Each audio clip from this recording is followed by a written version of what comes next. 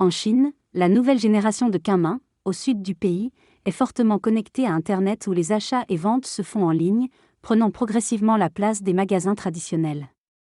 Les clients viennent récupérer leurs achats sur des points de collecte dans la ville.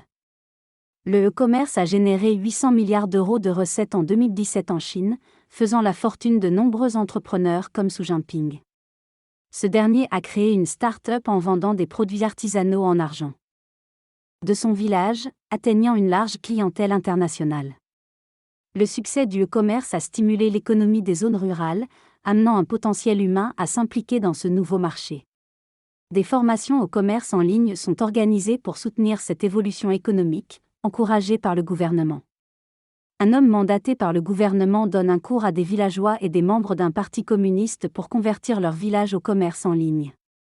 Ils doivent générer plus de 100 000 euros de chiffre d'affaires annuel et la moitié des habitants doivent avoir accès au e-commerce. La formation vise à aider les villageois à se familiariser avec Internet et à lancer des activités commerciales en ligne. Certains élèves envisagent d'industrialiser la fabrication de chaises pliantes et de vendre des produits comme du bambou en ligne. Le gouvernement prend en charge la formation et souhaite attirer davantage de paysans vers le commerce en ligne. Dans une province voisine plus riche, le commerce en ligne est déjà largement développé, avec un entrepreneur à succès rencontrant même Jack Ma, fondateur d'Alibaba. Ce modèle économique a transformé les habitudes de consommation en Chine. Grâce à Internet, les villageois locaux peuvent se fournir facilement en produits et les revendre en ligne, permettant à de nombreux habitants de se convertir au commerce en ligne et de diversifier leurs sources de revenus. Lou, habitant d'un village, est devenu entrepreneur avec son frère. En se lançant dans le commerce.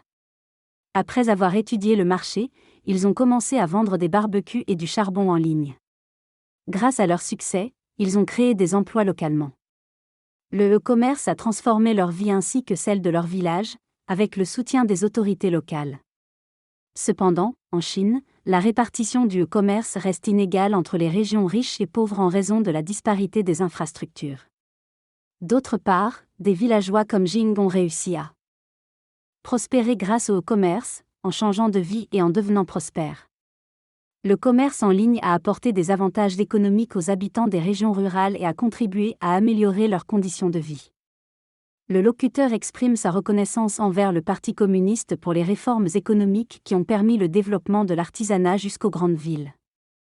Il souligne les opportunités d'enrichissement offertes par ces avancées, ainsi que l'accès à des soins médicaux de qualité pour ses parents.